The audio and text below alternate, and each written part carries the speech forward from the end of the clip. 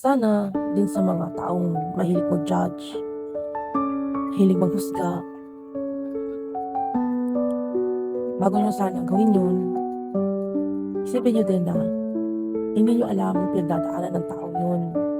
I was diagnosed with ascites. Ascites is a water buildup in your tummy, like para kang buntis. Like ang taba-taba, like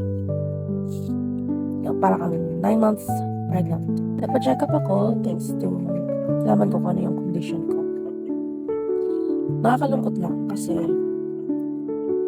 maraming tao pinagtatawanan ako, binubuli ako, ginagawan ako ng kwento na kesyo kain lang ako ng kain, tulog lang ako ng tulog, kaya ako nananaba, namamanas. Not knowing na I have this condition. Hindi nila alam na meron na pinagdadaanan yung katawan ko na hindi malamang karamdaman.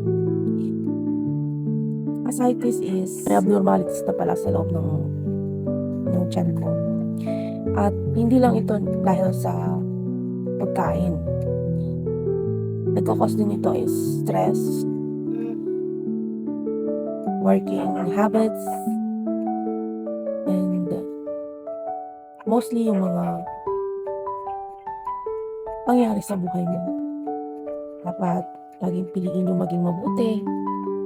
Hindi yung nag-judge lang kayo basta. Kasi hindi nyo alam na nakakadagdag yung mga sinasabi nyo sa stress na niladala ng taong sinasabihan nyo. Akala ko healthy na ako kasi mataba nga ako, sinasabi nila. Yung pala akala ko lang. It goes to my body, my tummy, my inner organs. It affected my inner organs. Especially my fatty liver. Bago kayong mag-judge ng tao na kaya siya mataba kasi kumakain lang siya, kaya siya mataba kasi tulog lang siya ng tulog. Hindi nyo kasi alam, hindi nyo alam yung pinagdadaanan ng taong yun. I just want you to know na mahal kayo ni Lord. Si Lord na bahala sa inyo, sa akin. I'll try my best to be cured kayo na lagi nag-judge sa akin na wala akong ginagawa kundi kumain, matulog.